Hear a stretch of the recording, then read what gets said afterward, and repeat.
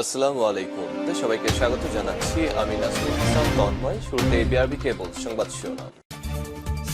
বাংলাদেশের সর্বশেষ গুরুত্বপূর্ণ আপডেট সংবাদে আপনাকে স্বাগত। শুরুতেই সংবাদ শিরোনাম, পরে বিস্তারিত। শুরুতেই জানিয়ে দিব, রামুতে আওয়ামী লীগ নেতাকে জনতার গণধোলাই। কক্সবাজারের রামুতে উত্তেজিত জনতার গণধোলায় শিকার হয়েছেন আনোয়ার হোসেন বাবলা ৪৫ নামে এক আওয়ামী লীগ নেতা। পরে তাকে সেনাবাহিনীর হাতে তুলে দিয়েছে। এরপর জানিয়ে দিব, ভারত থেকে হাসিনাকে ফেরানোর প্রত্যাবর্তন চুক্তির আওতায়ও কঠিন। এদিকে শেখ হাসিনাকে ধরে এনে গণহত্যার বিচার করতে হবে বললেন মাওলানা মামুনুল হক। এবারে জানাবো, বাংলাদেশ ভারতের সীমান্তে কাঁটাতারের বেড়া নির্মাণের চেষ্টা বিএসএফের, বাধা বিজিবির। লালমনিরহাটের পাটগ্রামের দোহগ্রাম ইউনিয়নের হারিপাড়া সীমান্তে না জানিয়ে কাঁটাতারের বেড়া নির্মাণের চেষ্টা করায় তাদের বাধা দিয়েছে বর্ডার গার্ড অব বাংলাদেশ বিজিবির সদস্যরা। ফলে দহগ্রাম সীমান্তে ভারী অস্ত্র নিয়ে বিপুল সংখ্যক বিএসএফের সদস্য মোতায়েন করেছে ভারত। এই ঘটনায় বিজিবিও রয়েছে সতর্ক অবস্থান। এবারে জানাবো, বন্যায় ৬ জেলায় ক্ষতিগ্রস্ত ১৮ লাখ মানুষ, একজনের মৃত্যু। টানা বৃষ্টি আর উজান থেকে নেমে আসা ঢলে তলিয়ে গেছে দেশের ৬ জেলা। এতে কুমিল্লা, ফেনী, চট্টগ্রাম, খাগড়াছড়ি, নোয়াখালী এবং মৌলভীবাজারে অন্তত ১৮ লাখ মানুষ ক্ষতিগ্রস্ত হয়েছেন। সেই সঙ্গে পানিবন্দী হয়েছে ১,৮৯,৬৬৩টি পরিবার। আজ বন্যা পরিস্থিতি নিয়ে দুর্যোগ ব্যবস্থাপনা এবং ত্রাণ মন্ত্রণালয়ের হালনাগাদ প্রতিবেদনে সব তথ্য জানানো হয়েছে। এবং সর্বশেষ জানিয়ে দিব, বিক্ষোভ ঠেকাতে ভারতের স্কুল এবং ইন্টারনেট বন্ধ। ভারতে বিক্ষোভ যেন থামছেই না। কলকাতায় এক নারী চিকিৎসককে ধর্ষণের পর হত্যার অভিযোগে দেশজুড়ে প্রতিবাদ এবং বিক্ষোভের মধ্যেই নতুন করে বিক্ষোভ শুরু হয়েছে মুম্বাইয়ের কাছের বলদাপুর শহরে। এবার কি তাহলে শেখ হাসিনার পর মোদি পদত্যাগ করবেন? মোদি কি তাহলে ভারত ছেড়ে পালিয়ে যাবেন? এ বিষয়ে খুবই গুরুত্বপূর্ণ সংবাদ থাকছে বন্ধুরা। শেখ হাসিনার মতো পরিস্থিতি হতে চলেছে ভারতের নরেন্দ্র মোদির, কারণ বিক্ষোভ ঠেকাতে ভারতে স্কুলে ইন্টারনেট বন্ধ ঘোষণা করেছে মোদি সরকার, যেখানে বাংলাদেশেও এমনটা হয়েছিল। তারপর বাংলাদেশ থেকে শেখ হাসিনা সরকার ভারতে পালাতে বাধ্য হয়। মোদিও কি তাহলে শেখ হাসিনার মতো অবশেষে ভারত ছেড়ে পালাবেন? লক্ষণ দেখে সেটি মনে হচ্ছে। প্রিয় দর্শক, এতক্ষণ শুনছিলেন সংবাদ শিরোনাম, এবারে বিস্তারিত। তবে তার আগে বন্ধুরা অনুরোধ থাকবে, এই সংবাদটিতে একটি লাইক দিন। এই চ্যানেলে আপনি নতুন হয়ে থাকলে আমাদের সংবাদটি দেখতে দেখতে চ্যানেলটি সাবস্ক্রাইব করে রাখুন, যাতে করে বন্ধুরা আমাদের পরবর্তী লেটেস্ট আপডেট সংবাদগুলো সবার আগে আপনার কাছে পৌঁছে যায়। এবারে বিস্তারিত। রামুতে আওয়ামী লীগ নেতাকে জনতার গণধোলাই। কক্সবাজারের রামুতে উত্তেজিত জনতার গণধোলায় শিকার হয়েছেন আনোয়ার হোসেন বাবলা ৪৫ নামে একজন আওয়ামী লীগ নেতা। পরে তাকে সেনাবাহিনীর হাতে তুলে দেওয়া হয়। বুধবার বিকেলে কক্সবাজার চট্টগ্রাম মহাসড়কের রামু বাইপাস স্টেশন সংলগ্ন স্থানে এই ঘটনা ঘটে। গণধোলায় শিকার আনোয়ার হোসেন বাবলা ৪৫ রামু সদর ইউনিয়নের মণ্ডলপাড়ার মরহুম আবু তাহেরের ছেলে। তিনি সংসদের সাবেক হুইপ সাইমুম সারোয়ার কমলের প্রতিবেশী এবং অনুসারী হিসেবে পরিচিত। প্রত্যক্ষদর্শীরা জানিয়েছে, রামু বাইপাস সড়ক স্টেশন সংলগ্ন স্থানে গায়ের জোরে অপরের জমি দখল করতে যান বাবলা। এ নিয়ে বাকবিতণ্ডার জের ধরে স্থানীয়দের সাথে হাতাহাতিতে লিপ্ত হয়ে উত্তেজিত জনগণ তাকে গণধোলাই দেয় এবং পরে তাকে সেনাবাহিনীর হাতে তুলে দেয়। স্থানীয় গণমাধ্যম কর্মী আব্দুল মালেক শিকদার বলেছেন, সাবেক ক্ষমতাসীন দলের প্রভাব খাটিয়ে দীর্ঘদিন ধরে বাবলা বিভিন্ন অপকর্ম করে আসছিলেন। শেষ পর্যন্ত তার এই ভয়ানক পরিণতি হলো। ভারত থেকে হাসিনাকে ফেরানোর প্রত্যাবর্তন চুক্তির আওতায়ও কঠিন।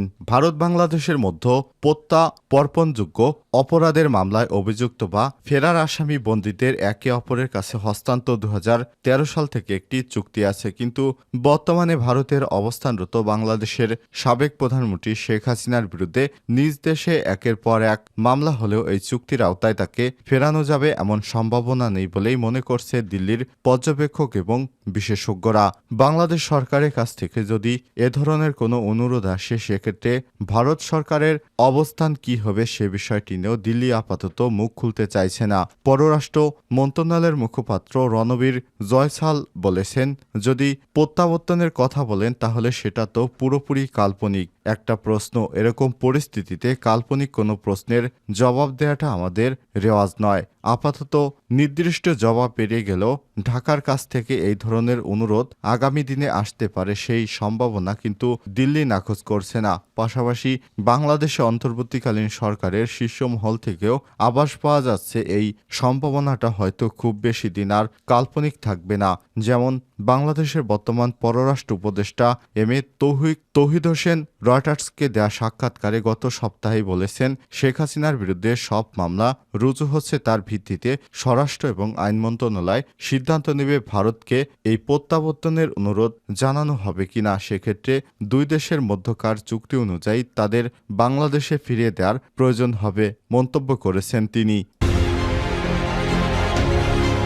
শেখ হাসিনাকে ধরে এনে গণহত্যার বিচার করতে হবে মামুনুল হক।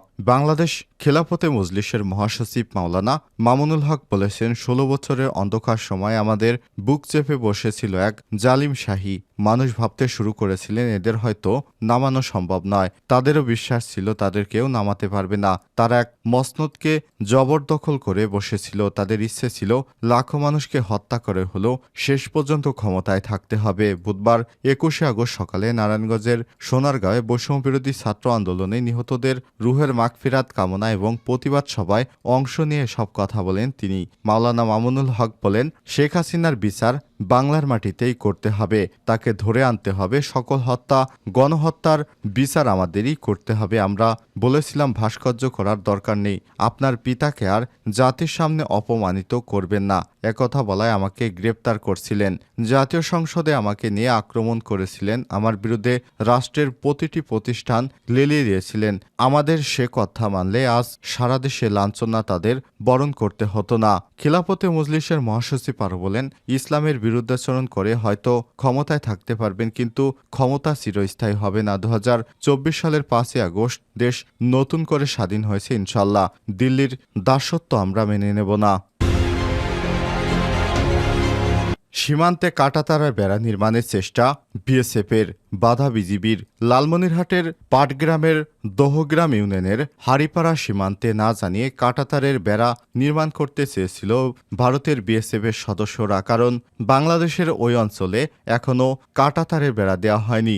এ কারণে ওই এলাকা দিয়ে ভারতে বাংলাদেশ থেকে মানুষ পালিয়ে যাওয়ার আশঙ্কায় তারা কাঁটাতারের বেড়া দিতে চেয়েছিল, কিন্তু হঠাৎ করে না জানিয়ে এই বেড়া দিতে যায় বিজিবির সদস্যরা সেটি বাধা দিয়েছে। এতে বিএসএফের সদস্যরা ভারী অস্ত্র নিয়ে ওই এলাকায় অতিরিক্ত বিএসএফ মোতায়েন করেছে।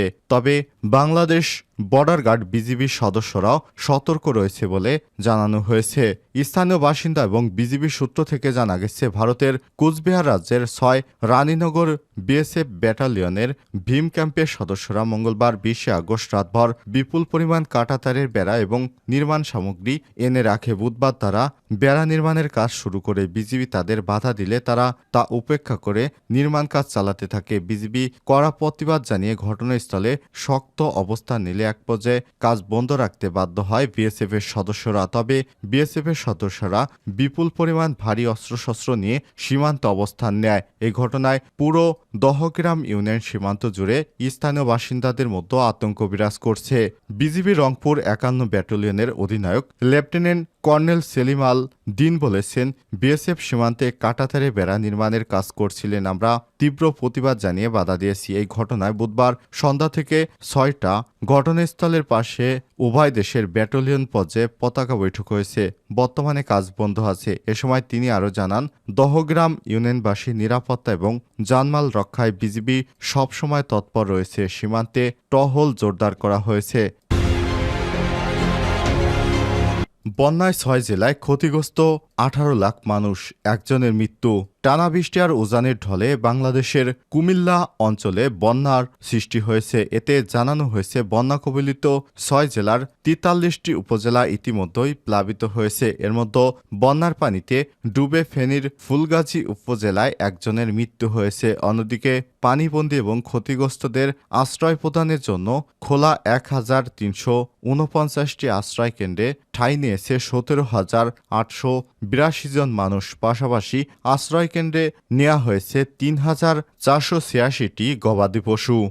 দুর্যোগ ব্যবস্থাপনা এবং ত্রাণ মন্ত্রণালয় বলছে, আবহাওয়া সংস্থাসমূহের তথ্য অনুযায়ী আগামী ৪৮ ঘন্টার মধ্যে দেশে উত্তর পূর্বাঞ্চল এবং তৎসংলগ্ন উজানি মাঝারি থেকে ভারী বৃষ্টিপাতের পূর্বাভাস রয়েছে। পাশাপাশি বর্তমানে দেশের উত্তর পূর্বাঞ্চল এবং পূর্বাঞ্চলের প্রধান নদীসমূহের পানি সমতলভাবে বৃদ্ধি পাচ্ছে। এ অবস্থায় বন্যা আক্রান্ত জেলাগুলোয় ত্রাণ বিতরণ কার্যক্রম চলমান রয়েছে।